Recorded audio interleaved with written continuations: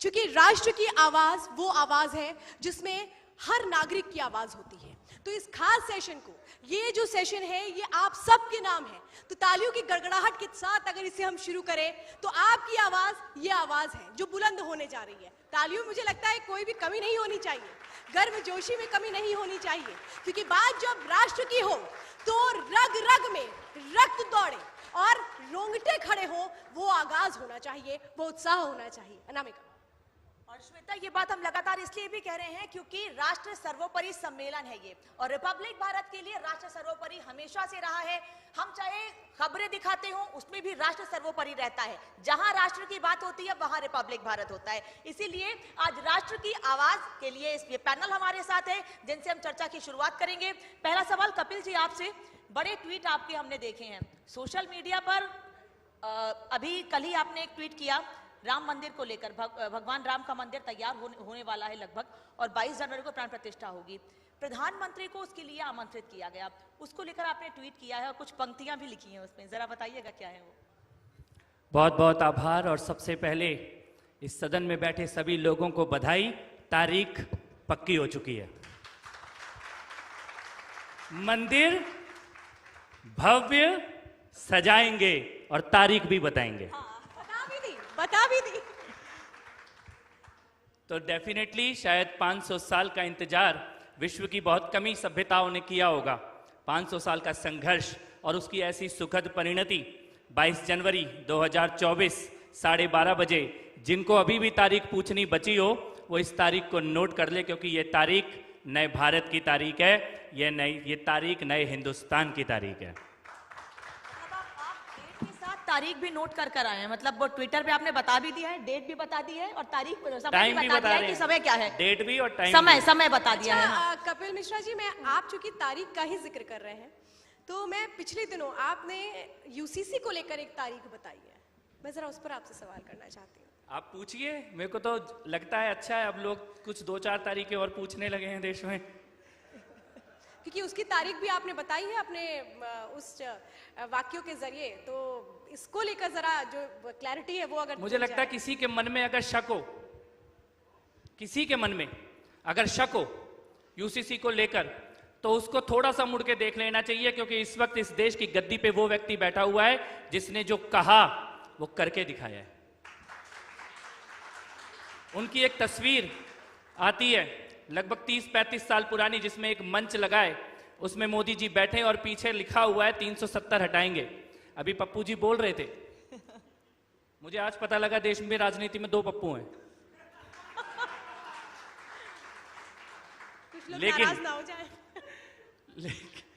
लेकिन मैं उनकी बातों का मैं एक जवाब यहां पे दे देना चाहता हूं। यूसीसी तो आई गई, यूनिफॉर्म सिविल कोड तो आई गई, लेकिन इस देश में बहुत सारे लोग गंभीरता से जाति की बात जरूर कर रहे हैं, लेकिन कुछ लोग बहुत ही हल्के तौर पर भी कर रहे हैं।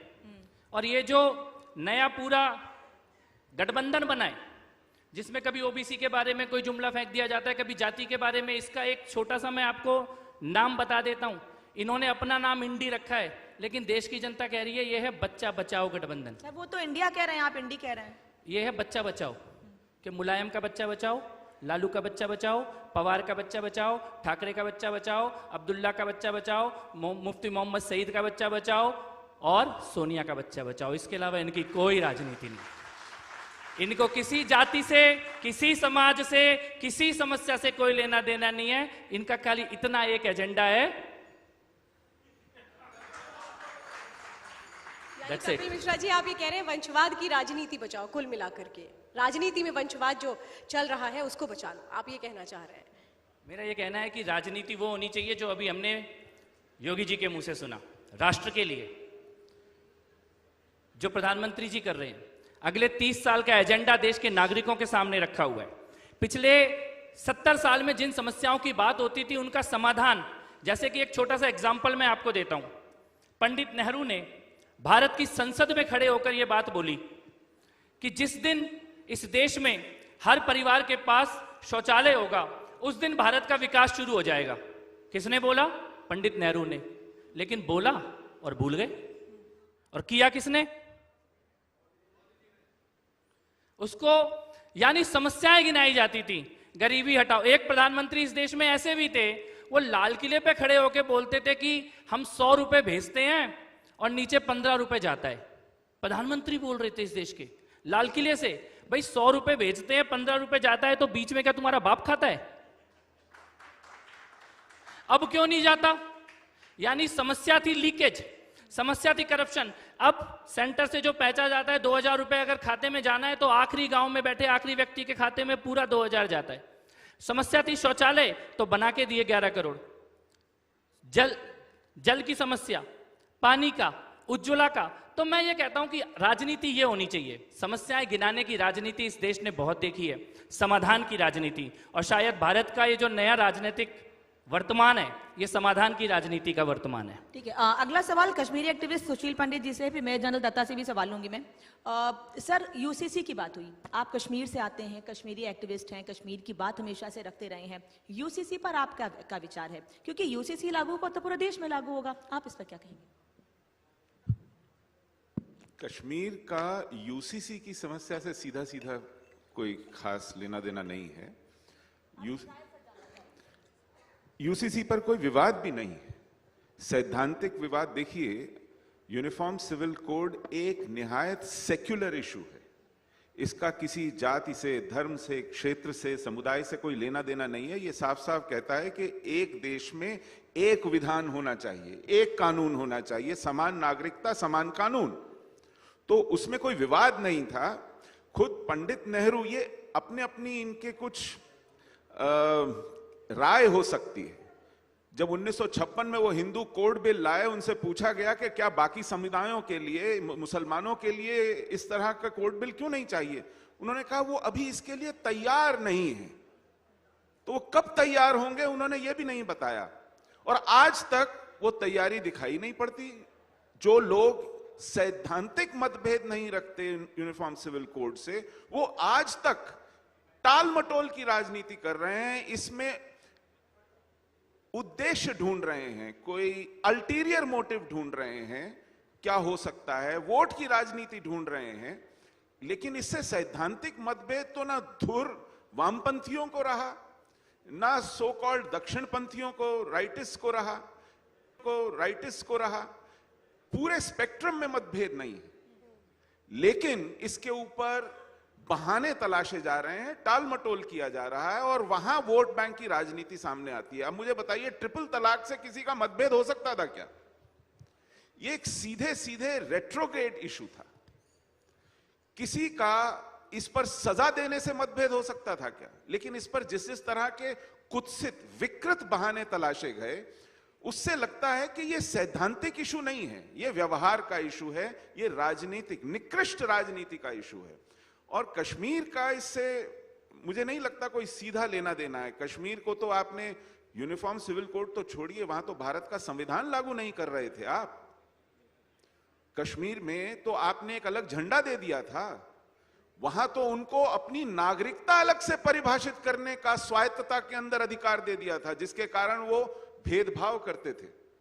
और उस व्यवस्था के अंदर एक ऐसा वटवृक्ष आपने पैदा किया जिहाद का कि दिल जीतना तो छोड़ दीजिए, उन्होंने वहां के मुट्ठी भर हिंदुओं को चलता कर दिया।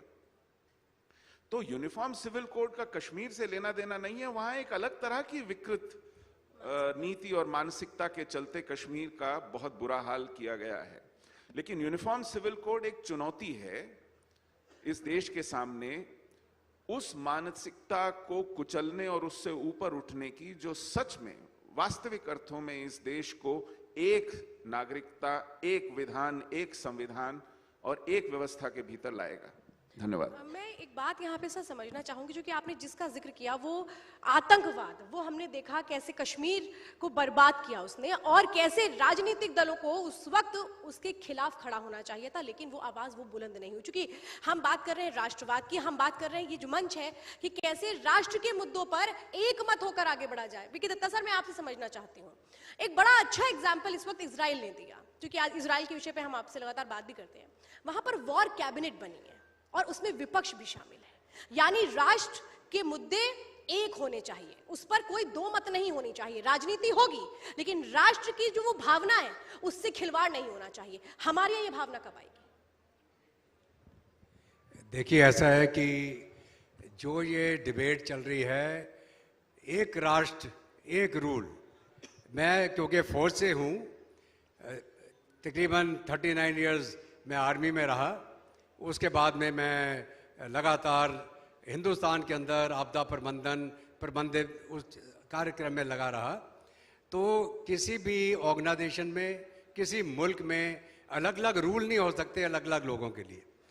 आर्मी के अंदर एक आर्मी रूल होता है, एक आर्मी एक्ट होता है, चाहे वो जनरल हो चाहे जवान हो, सब उसी के तहत कार्रवाई करते हैं।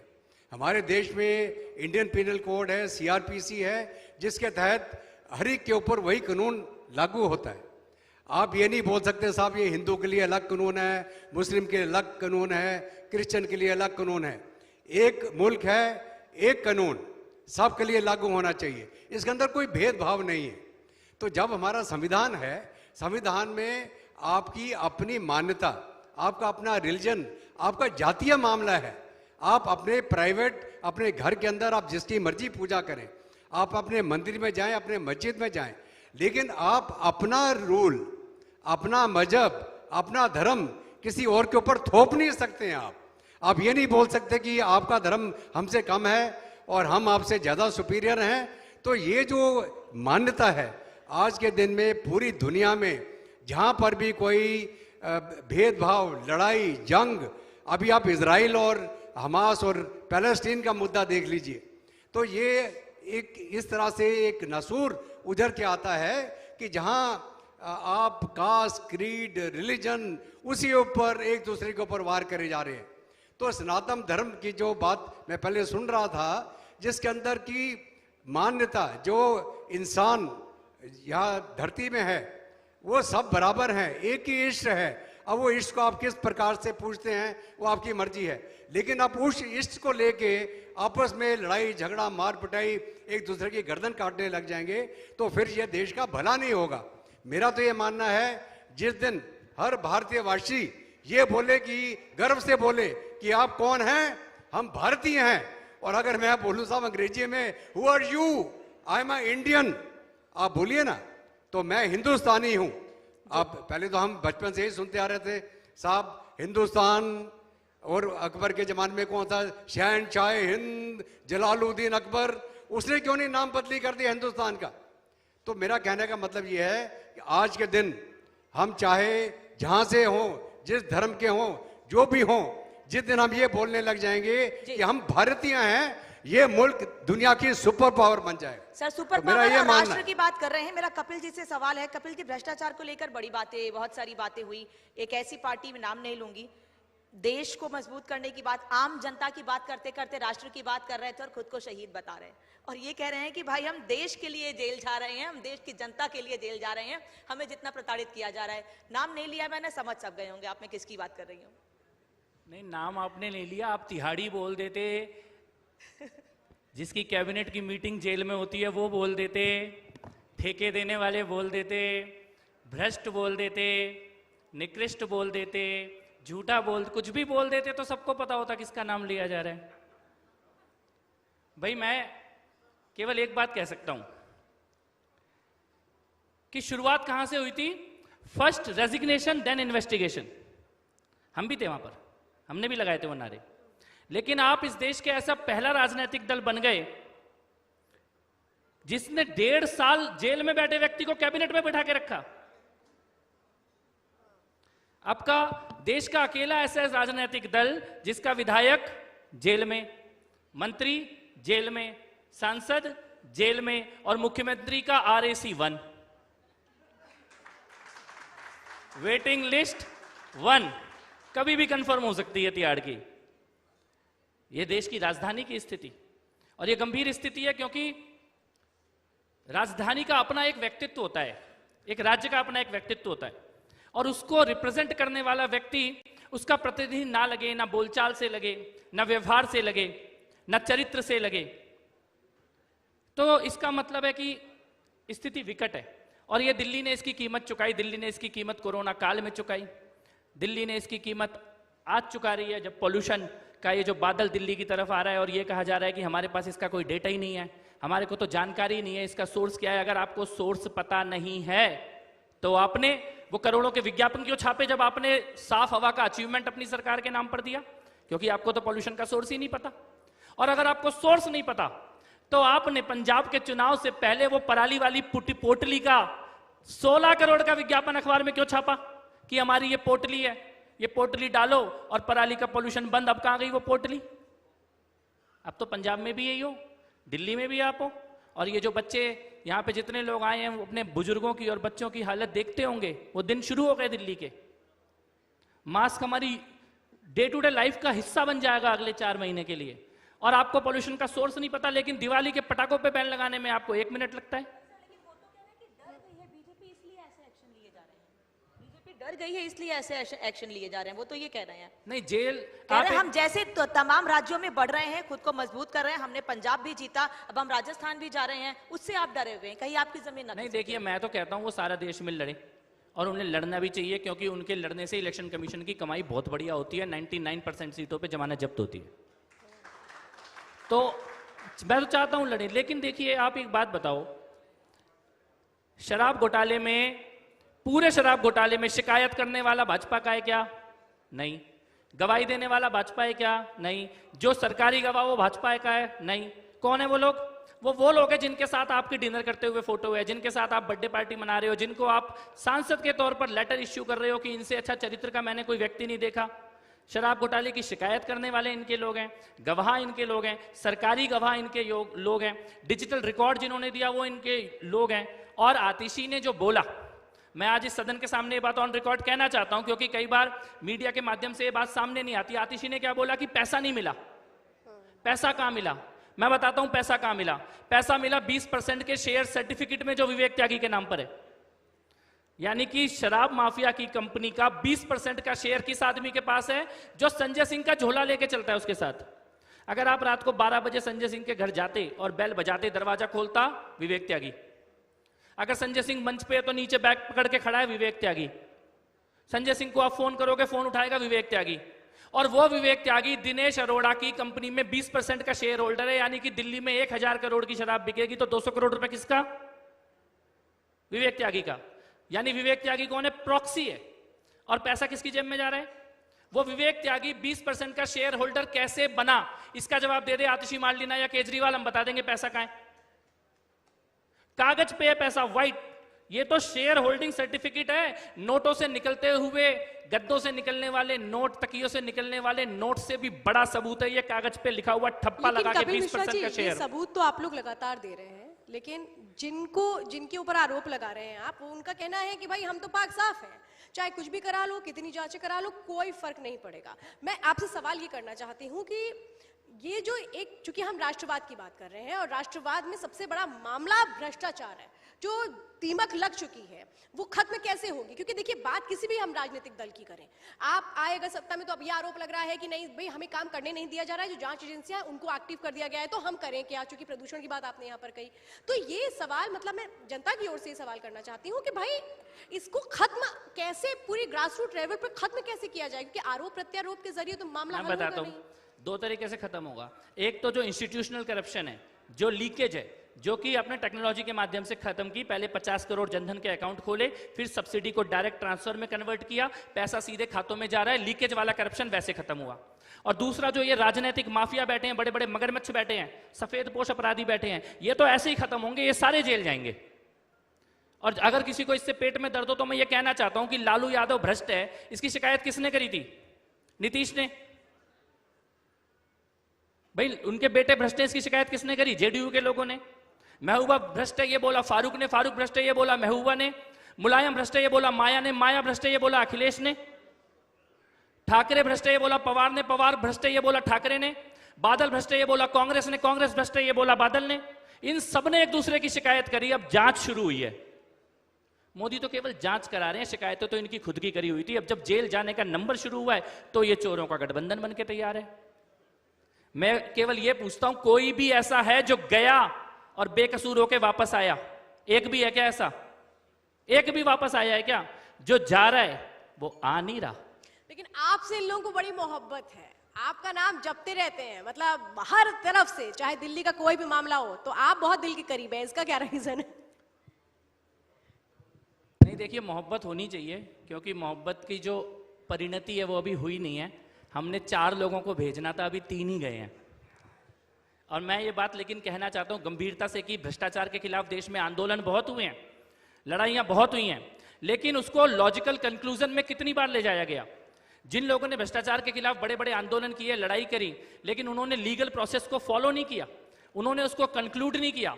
जिनके खिलाफ भ्रष्टाचार के मामले उठाए उनको लॉजिकल एंड तक लेके नहीं गए। लेकिन इस देश में हमारी आंखों के सामने दिल्ली में ये भ्रष्टाचार के खिलाफ जो हमारी लड़ाई है, 2017 में हम लोगों ने ये लड़ाई शुरू की थी, दिल्ली वालों ने ये लड़ाई शुरू की थी, और देश की पहली एंटी करप्शन फाइट है ये, जिनके खिलाफ शुरू हुई थी।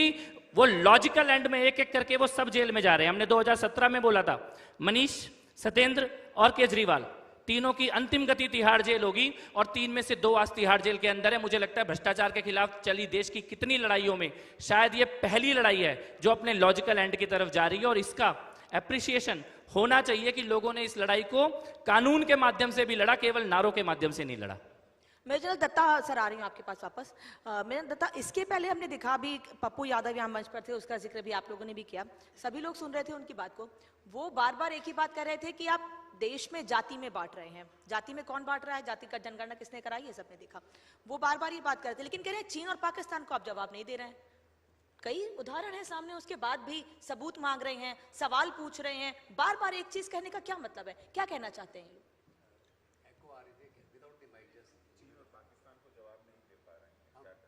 पप्पू यादव ने कहा है। देखिए, ऐसा है कि अगर आप हिस्ट्री देखें हिंदुस्तान की आज़ादी के बाद, 1947 के बाद जब हमारी आज़ादी हुई, सबसे पहला हमला किसने किया हमारे ऊपर? पाकिस्तान ने। पाकिस्तान ने हमला किया, और J&K के अंदर जो आप लोगों ने जो हिस्ट्री को जानते हैं, मेरे अपने फादर J&K स्टेट फोर्सेस में थे, और उस समय जब ये जितने रज़ाकार और पाकिस्तान की आर्मी भेस बदल के J&K के अंदर, श्रीनगर के अंदर आए, उस समय J&K स्टेट फोर्स खुद लड़ रही थी।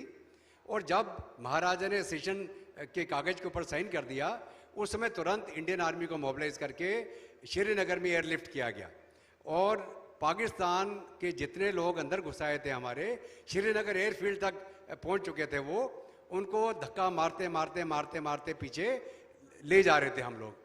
कोटली में मेरे फादर थे, अगर आप लोगों ने मीरपुर कोटली का नाम सुना हो, 3 महीने तक वो एक कंपनी के साथ लड़ते रहे, पाकिस्तानियों के साथ, उनको अंदर नहीं आने दिया। फिर हमारा पैरा ब्रिगेड नौशहरा के माध्यम से जाके लिंकअप हुआ मीरपुर कोटली में, और कोटली में पहुंचने के बाद हुक्म आया कि साहब कोटली को खाली कर दीजिए। कोटली को खाली क्यों किया गया, ये मेरी चर्चा चल रही थी हमारे मित्र के साथ, तो ये किसको मालूम नहीं।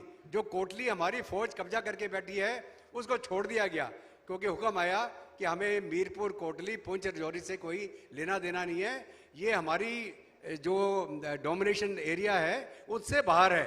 और डोमिनेशन एरिया कौन सा? श्रीनगर वैली।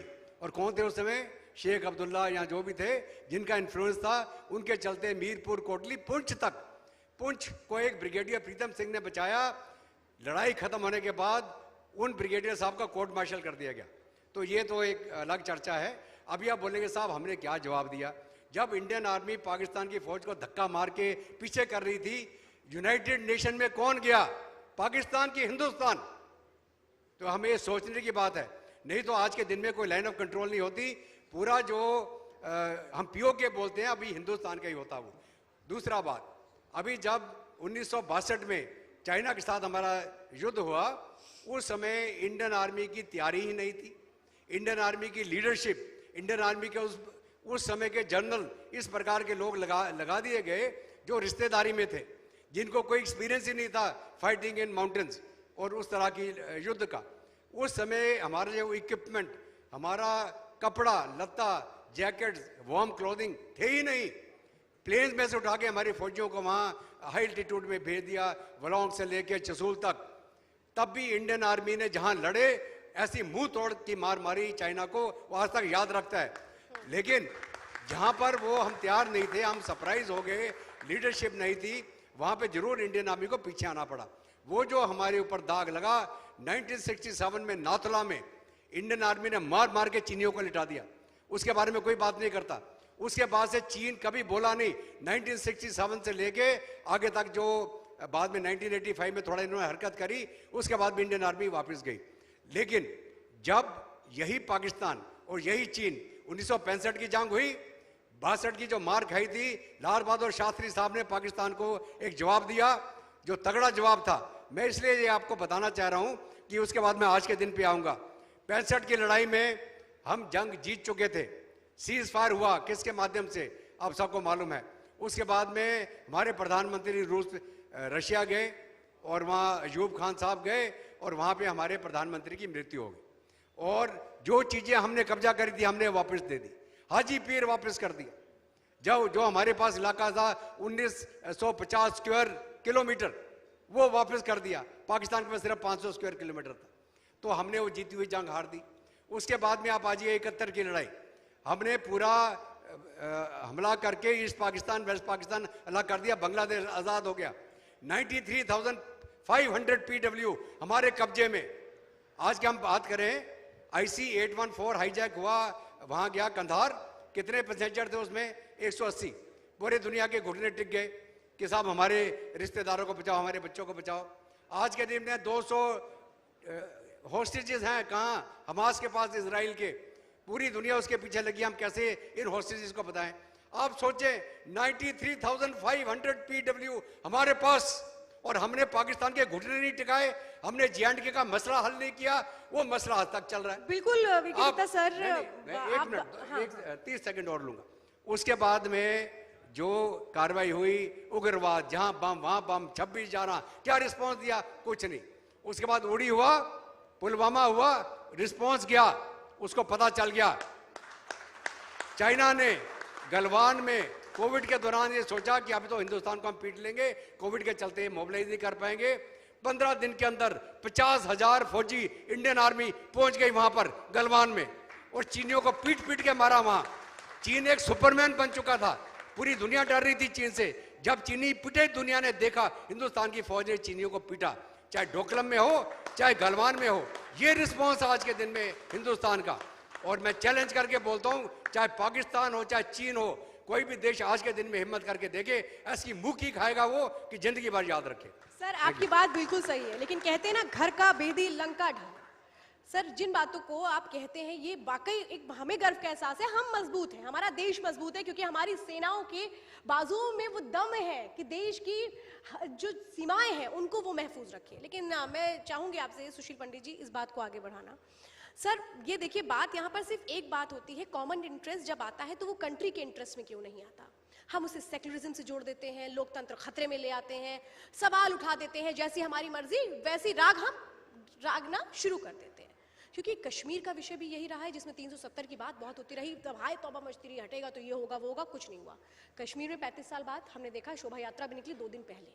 मैं यही बात समझना चाहती हूँ कि उस माइंडसेट को कैसे बदला जाएगा, विपक्ष का, उन राजनीतिक दलों का जो ये सोचते हैं कि मुद्दों को मुद्दा बने रहने दो, कभी खत्म मत करो, क्योंकि वोट बैंक की राजनीति खिसक जाएगी।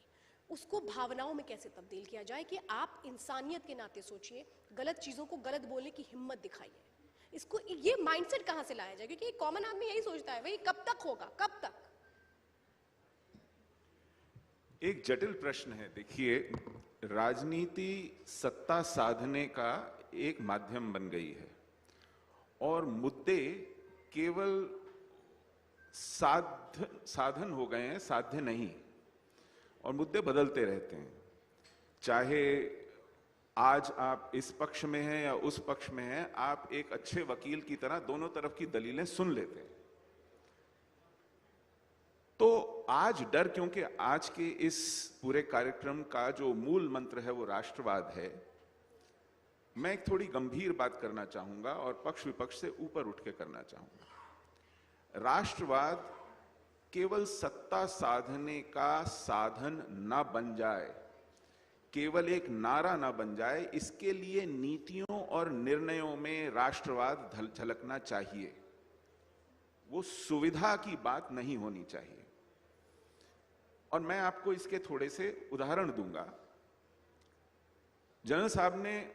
जनरल दत्ता ने बहुत बढ़िया बात कही कि जब हमारे पास 93,000 फौजी थे पाकिस्तान के, हमारी सेना ने अदम शौर्य दिखाया था, तो वो जीता हुआ युद्ध हम शिमला में समझौते की मेज पर हार गए, क्योंकि राष्ट्रवाद तब एक अहम सिद्धांत नहीं था, राष्ट्रहित एक अहम सिद्धांत नहीं था निर्णयों को लेते हुए। हमने तब के प्रधानमंत्री को दुर्गा चंडी न जाने क्या क्या कहा होगा, लेकिन शिमला का जो समझौता था उसने हमारी असंख्य कुर्बानियों को व्यर्थ कर दिया। ऐसे और भी निर्णय होते रहे हैं। वो निर्णय जानती हैं क्या था? दिल जीतने वाला निर्णय था। आपको जानकर हैरानी होगी, हमारे डिप्लोमैट्स को ये इंस्ट्रक्शंस थे कि आप ट्रायम्फेंट ना दिखें, आपके चेहरे पर जीत का बोध ना हो, क्योंकि जो आ रहे हैं डेलीगेशन भुट्टो और बेनजीर का, उनमें किसी तरह का कॉम्प्लेक्स ना आए, वो अपमानित ना महसूस करें, इसके लिए आप जीते हुए नहीं दिखने चाहिए।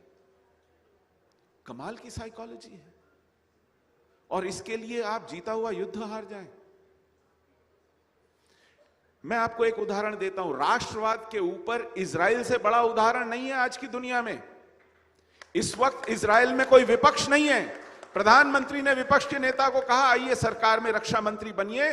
आज देश को राजनीति से ज्यादा अपने अस्तित्व को बचाने की आवश्यकता है। जो पूरा देश चौराहों पे खड़ा हो गया था कि हमें संविधान बचाना है, लोकतंत्र बचाना है, आज उस देश में कोई सत्ता पक्ष विपक्ष नहीं है, एक सरकार है और चट्टान की तरह उस हमास से लड़ेंगे।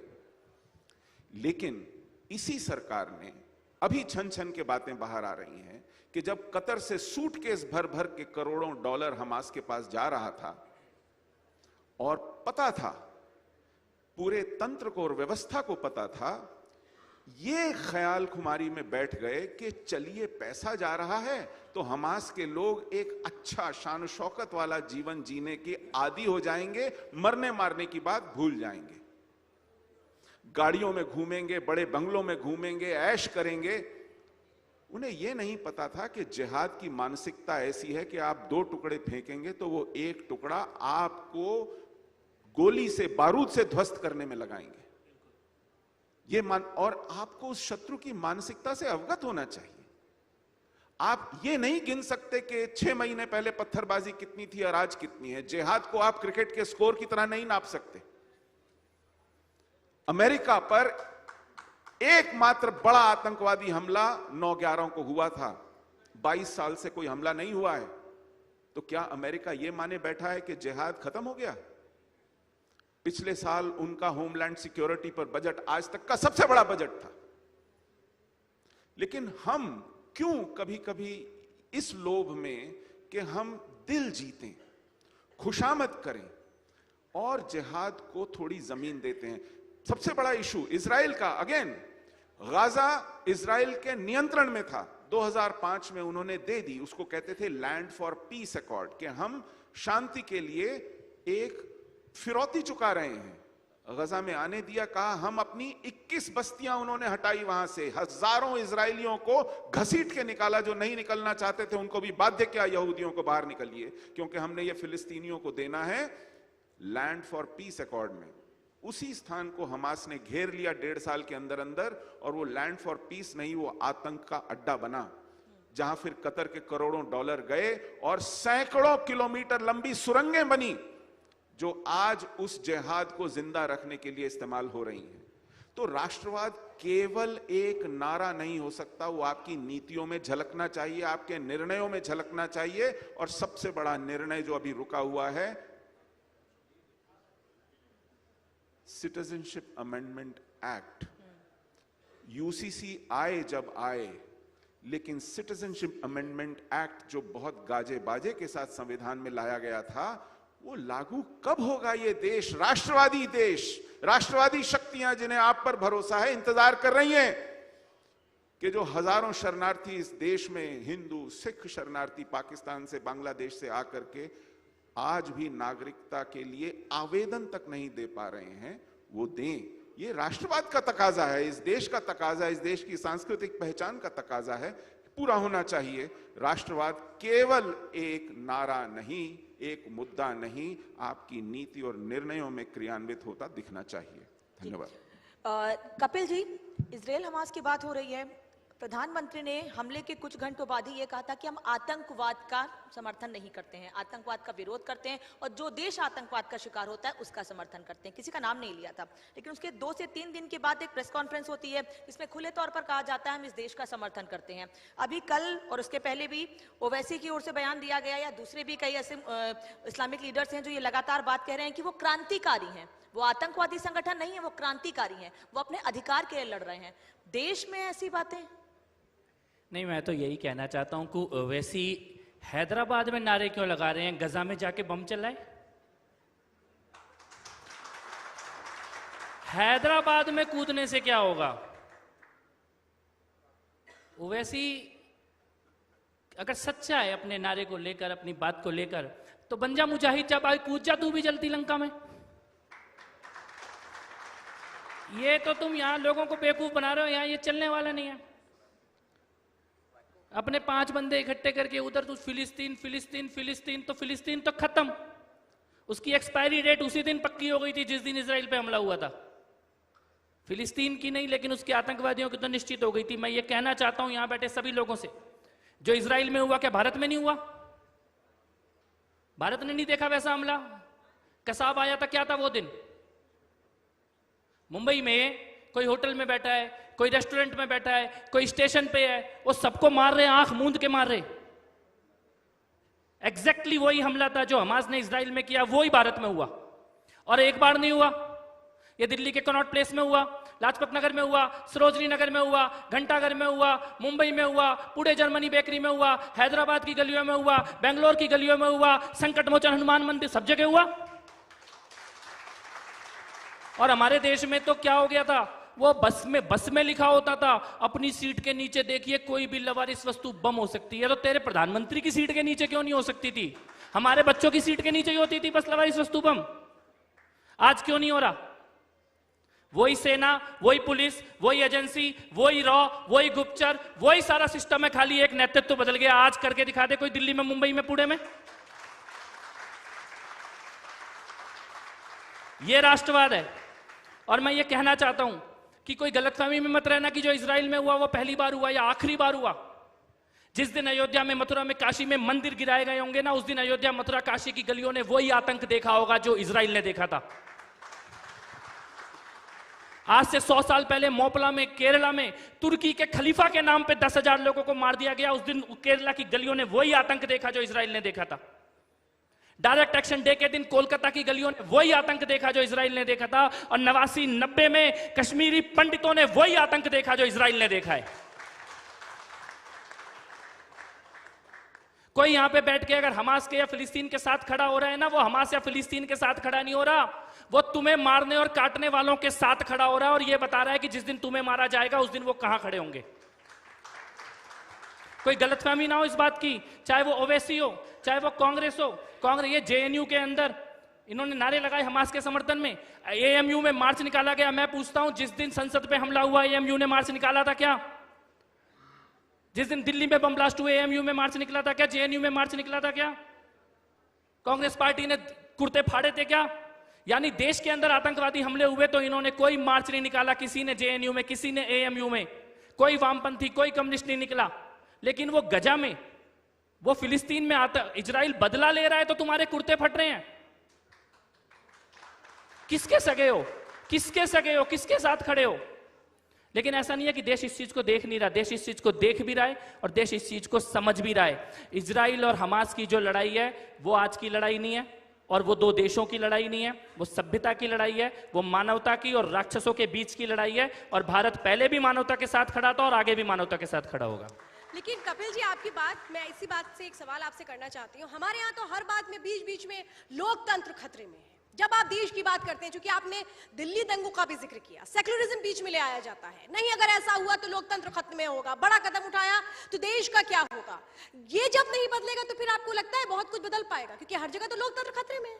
नहीं, देखिए, लोकतंत्र का नारा लगा रहे हैं लेकिन खड़े किसके साथ हैं? जो लोग आज हमास के साथ खड़े हैं भारत में, वही लोग दिल्ली दंगे में ताहिर हुसैन और उमर खालिद के साथ खड़े थे, वही नाम, वही वकील, वही उससे 4 साल पहले पीएफआई के लोगों के साथ खड़े थे, वही उससे पहले सिमी के लोगों के साथ खड़े थे, वही अहमदाबाद ब्लास्ट में आतंकवादियों का केस लड़ रहे हैं, वही कसाब के लिए पेटिशन साइन कर रहे थे, वही याकूब मेनन के लिए कोर्ट खुलवाने वही लोग हैं। नाम भी वही है और धंधा भी वही है, चाहे वो नेता हो, चाहे वो पत्रकार हो, चाहे वो वकील हो। कोर्ट में खड़े होने वाले लोग वही हैं, अखबारों में लिखने वाले लोग वही हैं, टीवी पे आके इनके पक्ष में बोलने वाले लोग वही हैं, वही चेहरे और वही लोग हमास के साथ, वही पीएफआई के साथ, वही सिमी के साथ, वही ताहिर हुसैन के साथ, वही उमर खालिद के साथ। लेकिन मैं ये कहना चाहता हूं कि ईश्वर का न्याय होता है। दिल्ली में जिस आदमी ने दिल्ली के दंगों के समय ये बोला था कि मैं शाहीन बाग के साथ खड़ा हूं, वो आदमी आज उसी जेल में पड़ा हुआ है जहां शाहीन बाग के अपराधी जेल में है। और मैं ये कहना चाहता हूं कि तुम तब शाहीन बाग के साथ थे या नहीं थे, आज तुम वहीं रहोगे जहां शाहीन बाग के अपराधी रहेंगे। ये भी ईश्वर का न्याय है। जी, तो आज इस मंच से राष्ट्र सर्वोपरि सम्मेलन में राष्ट्र की बात हुई और आतंकवाद को खत्म करने के लिए कैसे एकजुट होना है और कैसे उन लोगों को जवाब देना है जो लोकतंत्र को खतरे की बात करते हैं कि लोकतंत्र खतरे में है, और जो लोग सवाल उठाते हैं हमारे देश के सैनिकों पर, उनको भी जवाब दिया गया। श्वेता, जवाब आज मिल गए। यहाँ पर हमारे साथ सुशील पंडित जी थे, उन्होंने बहुत जवाब दिए। वीके दत्ता जी ने सवाल दिया और कपिल मिश्रा जी ने साफ तौर पे कह दिया राष्ट्रवाद मतलब राष्ट्रवाद, उससे कोई समझौता नहीं। बहुत बहुत धन्यवाद सर हमारे साथ जुड़ने के लिए।